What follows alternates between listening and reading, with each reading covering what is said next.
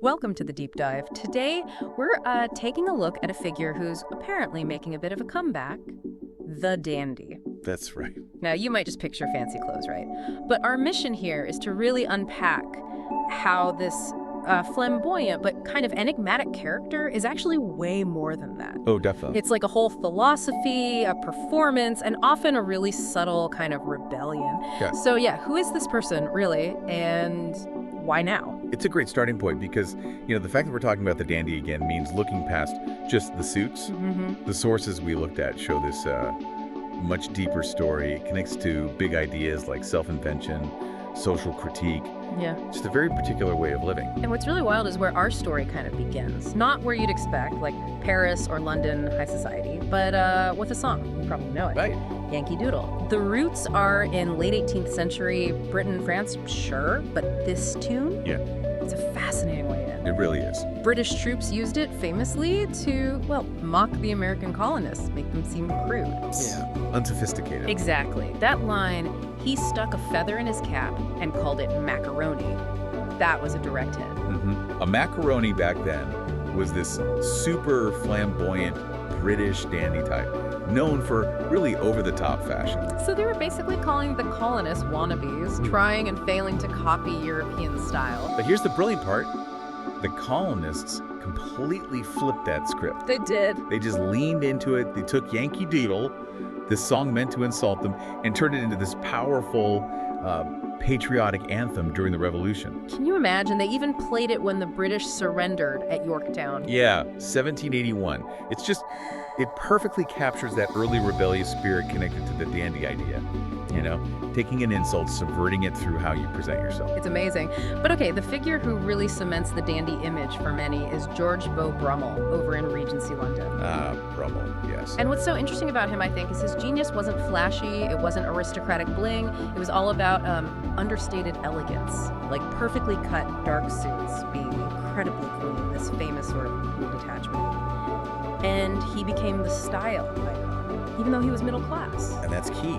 Brummell shows dandyism as this profound performance. He got that real influence wasn't just about your family name or showing off wealth. Right. It was about meticulous self-control, this air of intellectual cool, refined taste. It was subtle, but incredibly powerful. Asserting yourself without shouting. Exactly, a quiet authority.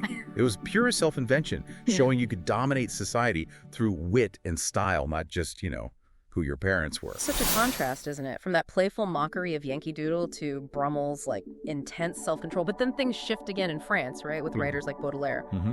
What was it about the French scene that made dandyism more philosophical, less just about the clothes? Well, Baudelaire saw the dandy almost as a kind of secular monk. Someone devoted, devoted to beauty, to refinement, to total self-mastery. It wasn't just looking good. It was about making your whole life, your existence, into art. Wow. Especially in this new industrial world, focused on money and, frankly, conformity. Dandyism became this sharp critique. Against the bourgeois. Exactly. A critique of that middle-class conformity. It was a conscious, artistic way to claim your individuality, your freedom, against the sort of grayness of it all. The dandy was a living artwork. And that idea, dandyism as a challenge, you really see that carry forward. I mean, think about Oscar Wilde in the Victorian era. Oh, absolutely. He wasn't just dressing up. He was actively using that dandy persona to poke at everything class, gender, norm, and sexuality. He made his life the performance. You really did. Yeah. Wilde perfectly embodies that dual role. The dandy is both the artist and the spectacle. And you see that thread continue right through the 20th century. Yeah. Like who? Well, think about Liberace or David Bowie or Prince. They took that theatricality inherent in dandyism and used it constantly, blurring lines between masculine, feminine, high art, pop culture, always reinventing, always challenging expectations. It shows how adaptable dandyism is, as a tool for expression, for commentary. So, okay, if we pull all these threads together, what's the real core here? Beyond the nice suits or the rebellious attitude, what's fundamental? I think fundamentally it boils down to self-invention. Right. Whether it's used as critique or celebrating beauty or just resisting the norm, the dandy is always more than the clothes. Right. Oh, this walking paradox, aren't they? How so? Well, both insider and outsider. Admired, but also maybe ridiculed. Timeless, yet constantly changing with times.